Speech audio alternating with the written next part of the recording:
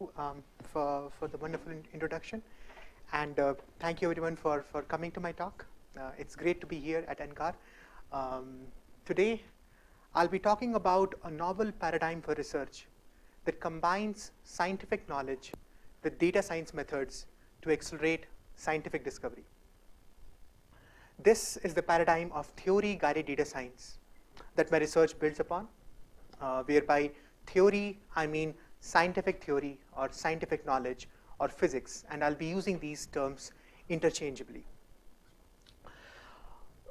In this talk, we will understand what is theory-guided data science. We will go through some of its high-level goals. I'll present some of my own contributions in this space of research. And finally, we'll go through some future prospects in this emerging area of research. And I'm really looking forward to the discussions we'll be having with everyone today on this area and seeing if we can explore similar ideas in a number of geoscience and climate science problems here at NCAR. So with that, let's start with some very basic motivation. So we are living through some of the most exciting times for data science research as the deluge of data impacts practically every scientific, engineering, and commercial discipline. We have new and improved data about human health and well-being, both mental and physical. We have a lot of data about how we interact in social structures, how we interact with cyber-physical systems under the label of Internet of Things. And we also have a lot of data in scientific and engineering disciplines, either through high-throughput experiments, through field-based surveys, or as outputs of physics-based models that are used heavily across a wide range of scientific and engineering disciplines. And in all of these domains, it's not just the sheer volume of data, but also the variety and complexity in which data is available and is expressed, is represented, that presents novel opportunities for data science research. In the last few decades, we have made several advances in our ability to extract knowledge in the form of patterns and models automatically from the data, the most recent trend being deep learning methods. And these advances have had huge success in a number of commercial problems. These are responsible for systems that detect your faces on Facebook, recommends you friends, products, movies, and so on. And given these accomplishments, there's a huge anticipation in the scientific community to witness similar success stories of data science methods accelerating scientific discovery. This is reflected in a series of special issues in leading scientific venues such as Nature and Science magazines. To the extent that some have even referred to the rise of black box data science methods that are developed and deployed in a manner agnostic to the underlying scientific principles that drive real-world phenomena as the end of theory, where the basic idea is that given plentiful data, we can disregard existing theory-based models that have been the cornerstone of scientific progress in a number of domains and completely rely on the information contained in the data. Unfortunately, no. What has been observed in a number of occasions is that such tall claims usually fall flat when black box data science methods are actually applied in practice in scientific problems. And a case in point is the rise and fall of Google flu trends. So this was a system developed by Google around 2011 to predict the onset of flu just using Google search queries without using any information about how diseases physically spread. And in this chart, the red curve shows the predictions made by Google flu, and the black curve shows the actual number of flu occurrences reported by one of the agencies.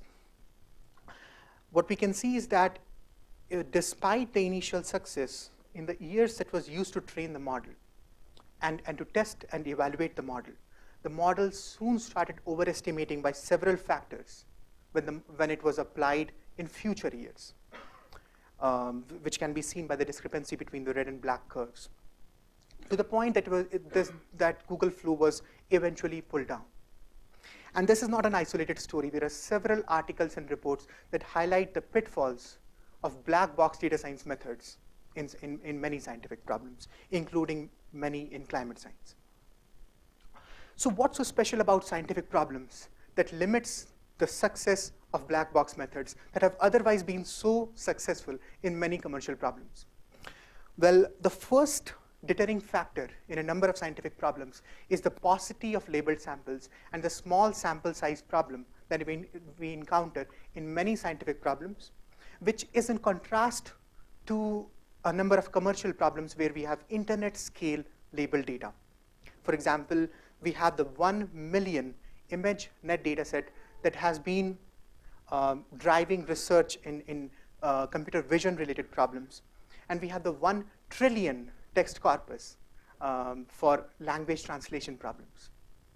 And this huge availability of labeled data has been instrumental in the success of many recent machine learning advances, such as supervised deep learning methods. However, such scales of labels are seldom seen in scientific problems. And this, when combined with the complexity of hypotheses that are of interest in scientific problems, involving non-stationary relationships, involving chaotic behavior, confounding effects, that makes it challenging for black box methods to achieve good performance. Another major limitation with black box methods is that by ignoring the wealth of scientific knowledge, they are prone to learning solutions that are not consistent with our scientific understanding. And this is a concern for two main reasons. First, a model that is physically inconsistent is unfit to be used as a building block in scientific progress. And a more direct implication of a physically inconsistent model is that a model that is not backed by scientific theories stands a higher chance of learning spurious relationships that may look deceptively good both on the training and test sets when this labeled size is small, but may not hold well outside the labeled set. And this is exactly what happened with the Google Flu example that we looked at before. So with this understanding, let's look at the dichotomy between these two classes of models, theory-based models and data science models, using this 2D view, where on the x-axis we are looking at the amount of data that is used by a model, and on the y-axis we are looking at the amount of scientific knowledge that is ingested in the model. In this view, theory-based models would reside in this particular space that make ample use of scientific knowledge, which is available in different forms in different disciplines, but are limited in their ability to make use of data. And despite their huge progress in advancing our understanding of a number of physical processes, they contain knowledge gaps in describing certain processes that are of great societal interest. And I'll be revisiting these limitations further in the talk. On the other side of the spectrum, we have black box data science models that are able to make ample use of data, but are not tied to the scientific theories that drive real-world phenomena.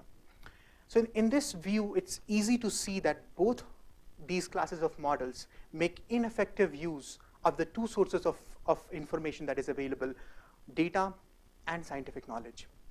And there is an opportunity to develop models that make use of both of them at an equal footing. This is the paradigm of theory-guided data science that at a very high level aims to take full advantage of the unique ability of data science methods to automatically extract patterns and models from the data, but without ignoring the treasure of knowledge accumulated in scientific theories. My perspective article on this topic provides a roadmap for research in this promising area of research by describing what are the possible ways scientific knowledge can be brought together with data science methods, using illustrative examples from a diverse range of disciplines ranging from hydrology, climate science, neuroscience, biomedicine, material science, fluid dynamics, all of which are covered in this perspective article. So before I delve into the details of one of my specific contributions in theory-guided data science. Let me provide a summary of my research highlights in this space of research. So first, our research on theory-guided data science was the key enabler of a global system for mapping the dynamics of surface water bodies using high-resolution data from Earth-observing satellites.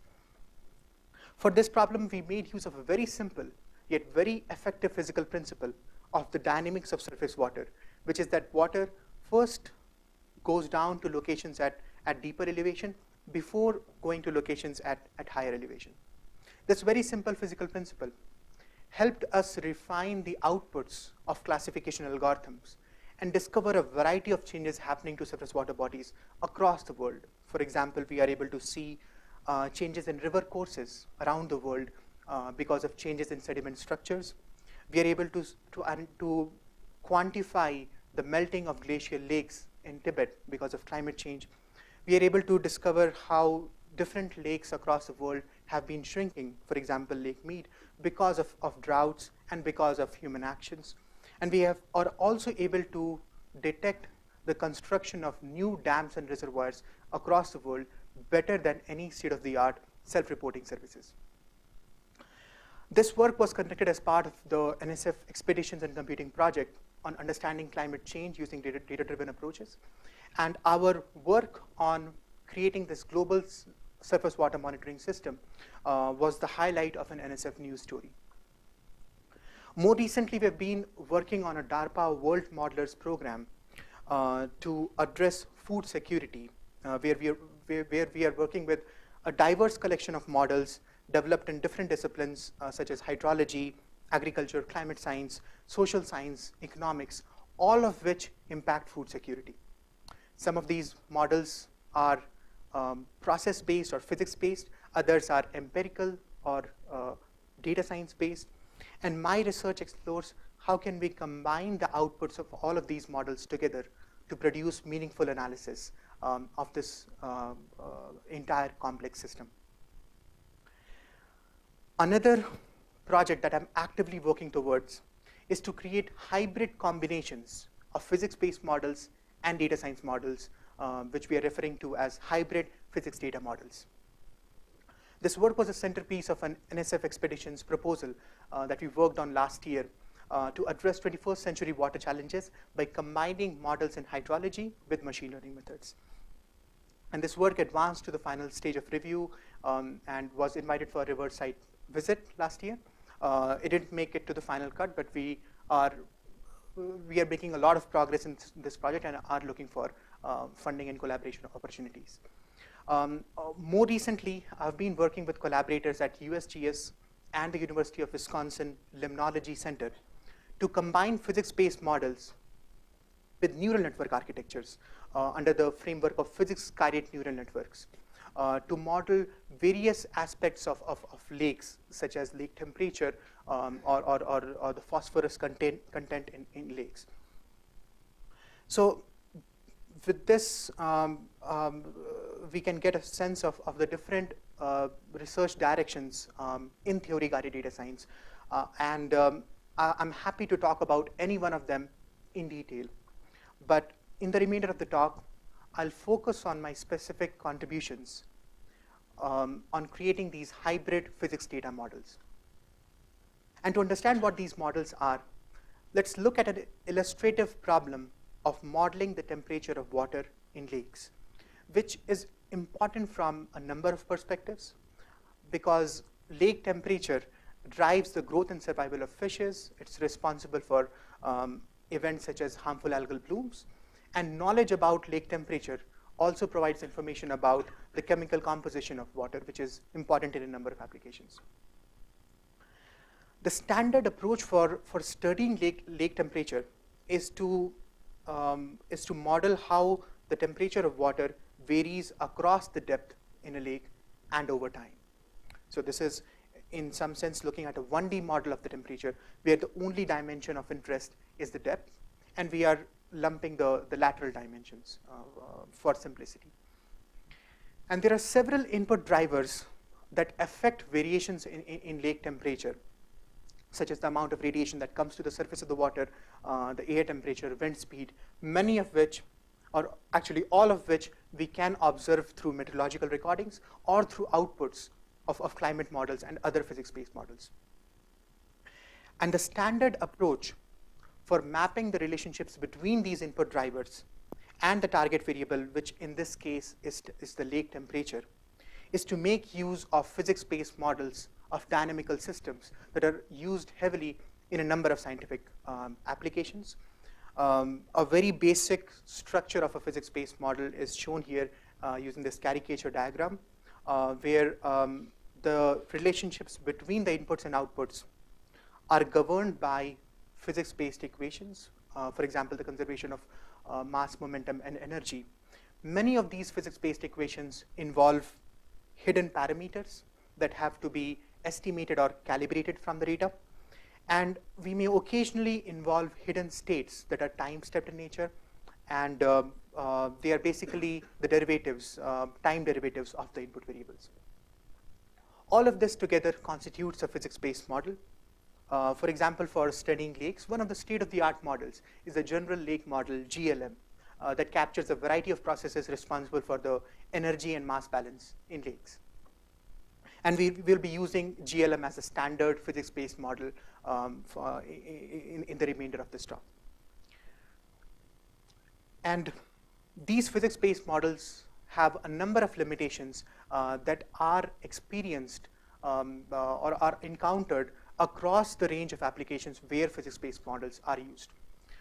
Number one, many physics-based models involve parameters that are unknown and have to be calibrated from the data. Many times this requires running the model with different combinations of parameter values. For example, in the most naive setting, we can perform a grid search on the possible parameters and then choose the parameter combination that shows the best performance on the training set. This approach is computationally expensive because of the exponential number of parameter combinations that are possible, and there are several intelligent ways to sample the space of parameters that are explored in a number of real-world applications. The second limitation is that this approach is inherently prone to overfitting because of the multiple comparison procedure that is involved in any such approach where we are sampling the search, sampling the space of parameters and choosing the one with the best performance in the training set.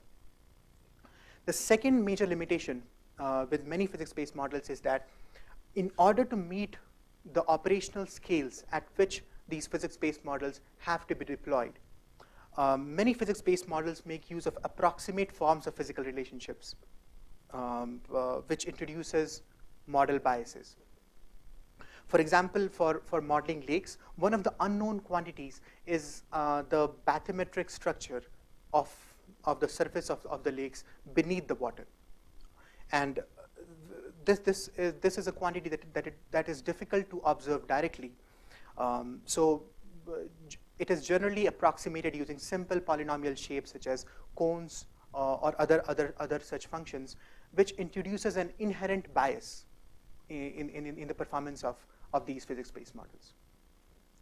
So given these limitations, one alternate approach to map the relationships between the inputs and outputs is to make use of black box data science models, where the basic difference is in the choice of the functional forms that are not governed by physics-based equations, but are more dictated by computational requirements and statistical considerations.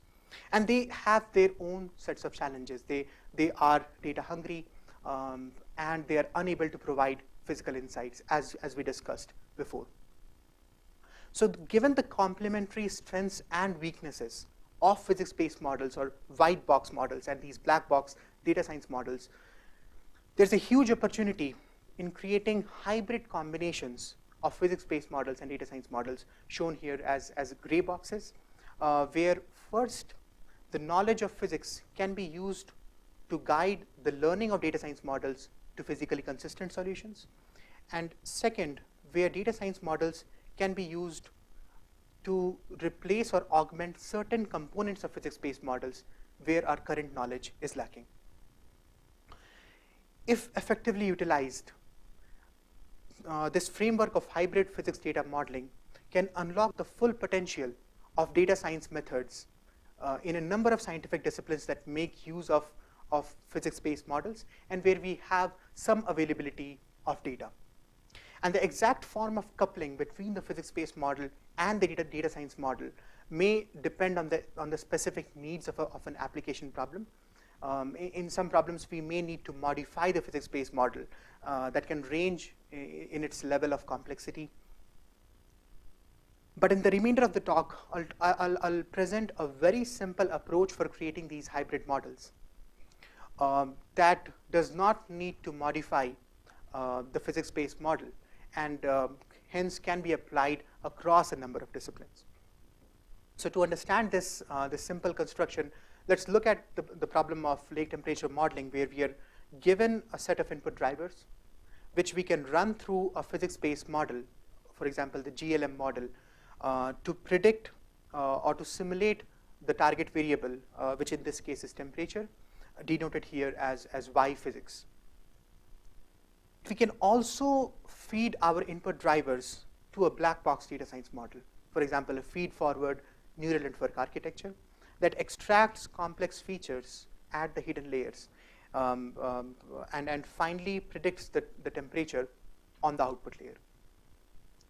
In this very simple setup, one approach to make use of the output of physics-based models, Y physics, is to use them as additional inputs in the neural network architecture along with the input drivers. In this way, we are only working with the output of the physics-based model and are not modifying the inner working of the physics-based model. Nevertheless, this simple hybrid construction can still provide better performance than both a purely physics-based model and a purely black box data science model as follows. If we consider the case where the physics-based model is already accurate, which is that Y physics closely resembles the distribution of Y, in that case, the hybrid model does not need to learn complex features as functions of the input variables and can simply learn its weights to pass Y physics to the output layer as Y prediction.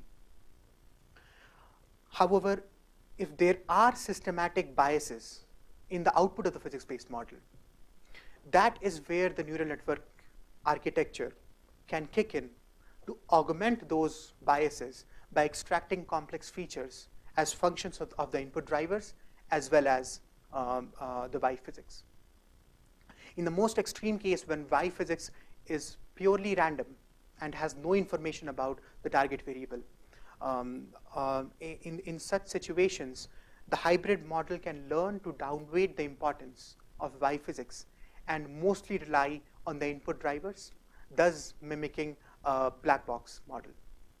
So in this very simple hybrid construction, we can achieve better performance than a physics-based model or a black box data science model using their complementary strengths. And a standard approach for training any such data science model is to make use of labeled data samples, where for every data instance, we have the actual observation of the target variable Y true, and we can measure the discrepancy between the predictions of the model and the actual observations, which we can consider as a minimization term in the learning objective. And along with minimizing this training loss, we can also consider other regularization terms in the learning objective to ensure that the model is not too complex, right? But any such standard procedure used for training data science model can only be as good as the labeled data that it is fed with, which, as we discussed before, is often sparse and is often underrepresentative in many applications. When the size of the labeled set is small, it's easy to learn relationships that look deceptively good on both the training and test sets. However, we may split our labeled set into training and test portions, but may not generalize well outside the labeled set. The second major limitation is that even if we have ample supply of labeled samples, a data science model trained using standard loss terms shown above is highly prone to learning relationships that are physically inconsistent, which is that the output of any such model may violate the physical relationships between the output variable y and other physical variables. For example, in the context of modeling lake temperature, one of the physical relationships that is known is between the target variable temperature and the density of water, which is dictated through this nonlinear relationship where the density of water is maximum at 4 degrees Celsius and it tapers off as we move away from 4 degrees Celsius. Using this nonlinear relationship, we can convert any estimate of temperature predicted by a model into an estimate of the density. And density, in turn, is related to the depth of the water because denser water goes down to the bottom of the lake and thus is at a higher depth. So as we increase the depth, we would observe that the density would monotonically increase. And this very simple physical principle can be used to evaluate the scientific consistency of any model's predictions as follows. Here is a toy example where the black curve shows the output of a physics-based model, and the yellow markers show the actual observations on this day for this lake. And we can see that the physics-based model has a certain bias with respect to the observations, at least on this example. If we try to rectify this bias using a black box data science method, we may achieve better match with the observations as shown in this particular example, but at the cost of representing physically inconsistent behavior, which is, we can see that as we increase the depth, the predictions of this black box model may become physically inconsistent, that as we increase the depth over here, the density starts decreasing, which is not physically meaningful. So even if a data science model's predictions show better match with the observations and thus show lower training and test errors, such models' predictions cannot be used in subsequent scientific studies if they are physically inconsistent. And one approach to ensure that the model's predictions are physically consistent is to make use of loss functions that, instead of measuring the discrepancy between the model predictions and the actual observations, evaluate the physical consistency of the model with respect to the relationships between the target variable and other physical variables.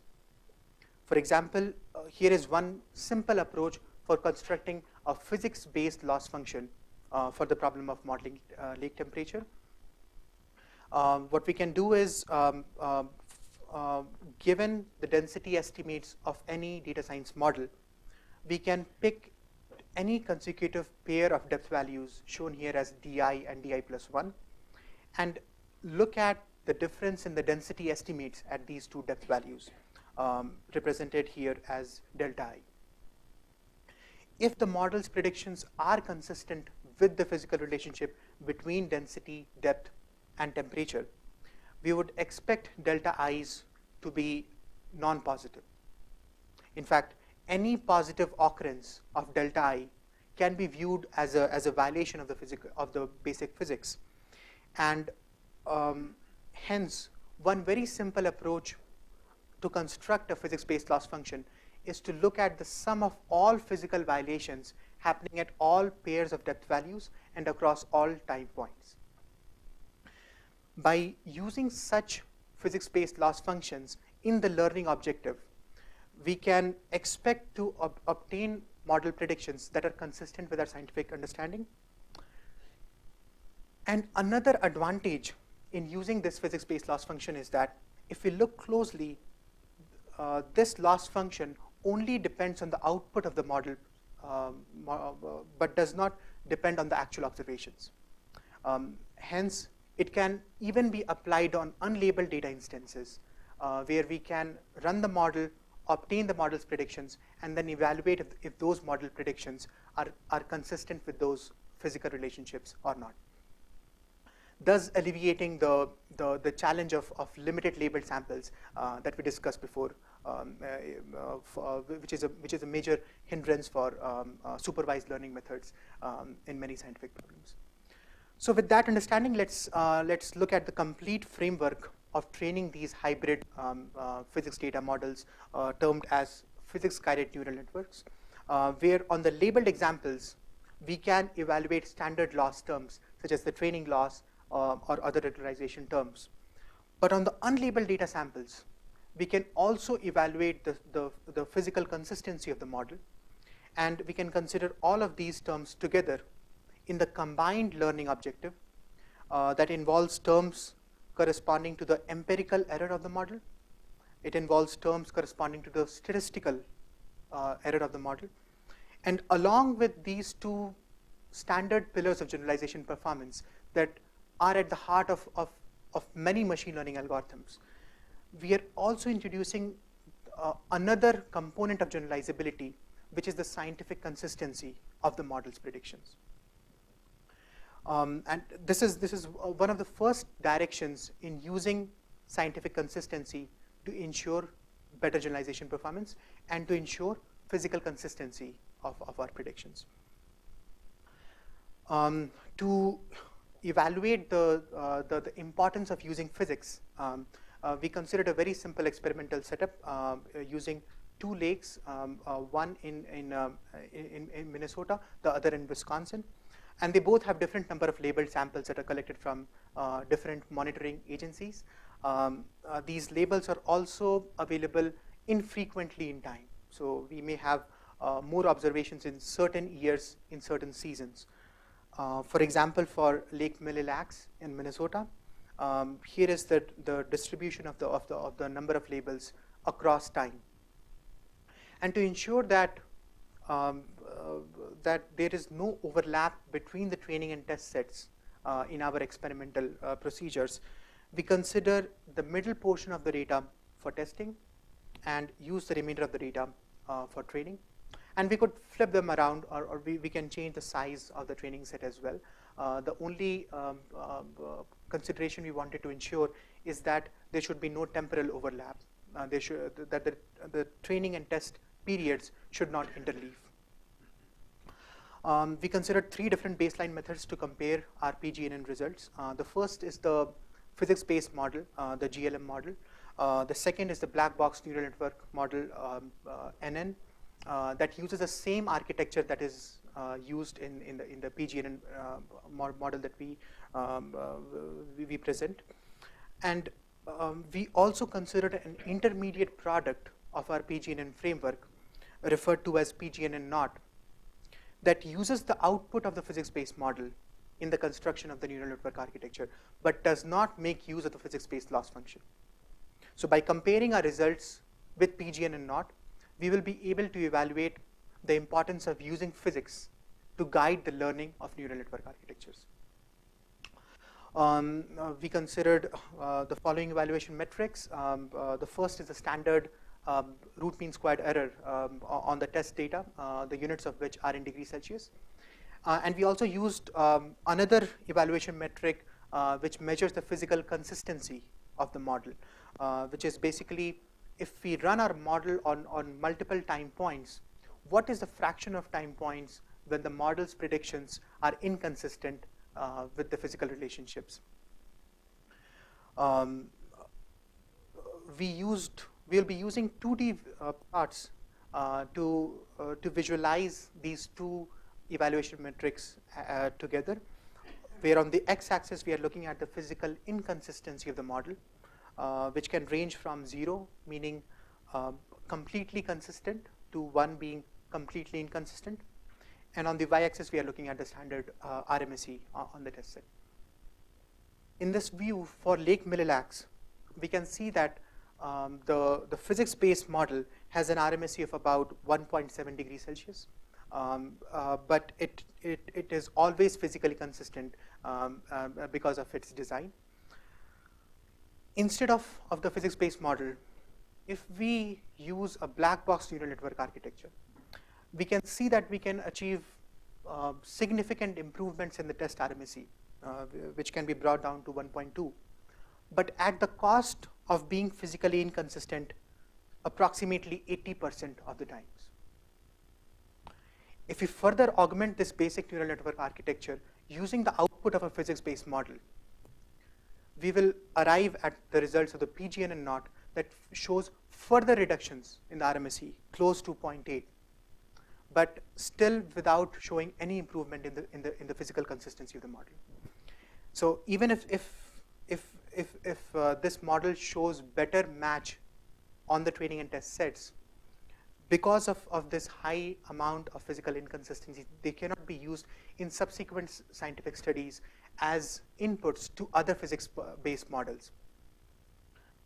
However, when we combine the physics-based loss function along with the output of the physics-based model in the complete PGNN framework, we can see that we are able to reduce the RMSE of the physics-based model from 1.7 to 0.75, while always being physically consistent. And a similar story can be seen for Lake Mendota in Wisconsin, where we are able to bring down the RMSE from 2.8 degrees Celsius to close to 1.8 degrees Celsius, while always ensuring physical consistency. In this particular example, we can also see that the complete PGNN framework shows lower test RMSE than all other baseline data science models. So this demonstrates the value in using physics to ensure better generalizability and to produce more physically consistent results. And in all of these plots, we were looking at the physical inconsistency as a single number, as a single metric. To really understand what this metric represents, let's look at some example dates in some of these lakes and look at the predictions of different models to compare them. So if we look at a particular date in Lake Mille-Lacs,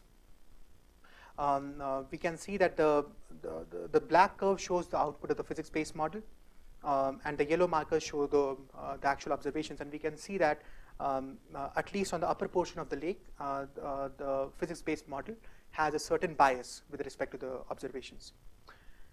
If we instead learn a black box neural network model, we can see that it may somewhat get closer to the observations, somewhat, but while being physically inconsistent at several occasions. If we further use the PGNN knot model, we may achieve even better match with observations, but we can still see that it is physically inconsistent because as we increase the depth, the density decreases, which is not meaningful. However, if we look at the results of the complete PGNN framework shown as the blue curve, we can see that it obtains good match with observations while always being physically consistent, that the density monotonically increases with the depth in the lake. And we can look at many other dates and in both these lakes to see similar behavior. One another way to look at these results is that even though the red curve and the blue curve show almost similar match with the observations, at least on the upper portion of the lake, they correspond to two very divergent realizations of lake temperature as we go lower in the depth in this lake. And one of them has to be closer to the actual truth. In such situations, when we do not have labels, we would be more confident with the output of a physically consistent model than of a model that only shows good performance on the training and test sets. And we can look at similar observations in other dates as well. For example, here is an example in Lake Mendota, where we can see that the PGNN framework shows almost perfect match with observations, while the other two models have larger errors, and the PGNN not model even shows physically inconsistent behavior. So this highlights the importance of looking at other ways to evaluate the performance of machine learning methods, going beyond standard metrics such as RMSE, and looking at the visualizing the results and evaluating the consistency of those models' predictions with respect to physical relationships. And there are several future opportunities in this space of research. I described one specific approach of using physical relationships in the construction of loss functions in deep learning methods. But in general, in the larger theme of theory-guided data science, there are several future prospects that I'll briefly cover in the next few slides. First, one of the recurring themes of the presentation was that in any scientific problem where we are predicting a target variable, along with measuring the discrepancy between the model predictions and the observations, we need to incorporate physics-based relationships between the model predictions and other physical variables. For example, in lake modeling, we looked at one example of these physics-based relationships expressed in the form of monotonic constraints between density and depth. But physics-based relationships are available in a variety of forms in different disciplines. For example, in hydrology, if we were to predict the surface runoff, we know that the amount of runoff is related to the amount of precipitation that is coming to the surface, the amount of evaporation, the amount of water that is being stored. Some of these equations are, some of these relationships are expressed in the form of linear or polynomial equations. In other times, these are available as partial differential equations. And the complexity of these physics-based equations varies from one discipline to another. For example, in fluid dynamics, the physics-based equation of interest would be the Navier-Stokes equation. In computational chemistry problems, the physics-based equation would be the Schrodinger's equation. So given the variety of forms in which scientific knowledge is available in different disciplines, one important question to address is how can we encode these different types of scientific knowledge in existing machine learning frameworks. We looked at one example of using physics-based loss functions, but there are many other approaches to deal with these complex forms of scientific knowledge that are subject of future research. Another important future direction is that once we are able to construct these hybrid models, can we identify certain subspaces of the drivers where the physics-based models are lacking? Can we identify systematic patterns in the biases of the physics-based model? Are they happening over certain regions or certain time periods? And once we are able to identify such systematic patterns, the next step is to generate interpretable theories. Can we generate explainable theories by looking at the model weights learned in these hybrid physics data models? This requires work in interpretable machine learning that is gaining a lot of prominence in the machine learning community recently. Another future prospect that I'm excited to explore is to see if we can make use of generative models in a number of these scientific problems.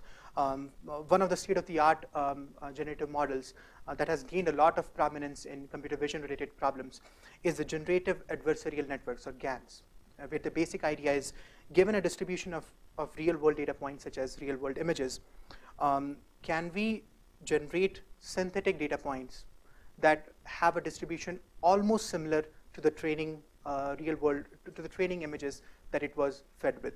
For example, if we train a GAN using the images shown on the left, we will be able to generate synthetic images shown on the right, where if we look closely and squint our eyes, we will be able to identify objects that belong to known classes. Given the success of these methods for applications such as generating visual art,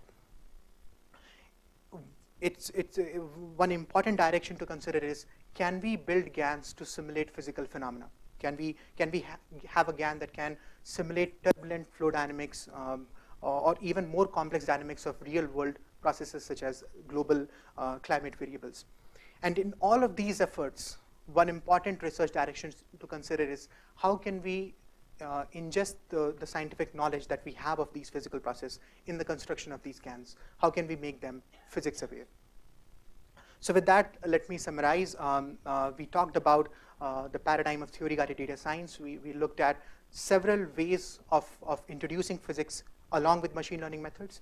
And there are several future opportunities that we have to explore, particularly in climate science and geoscience problems.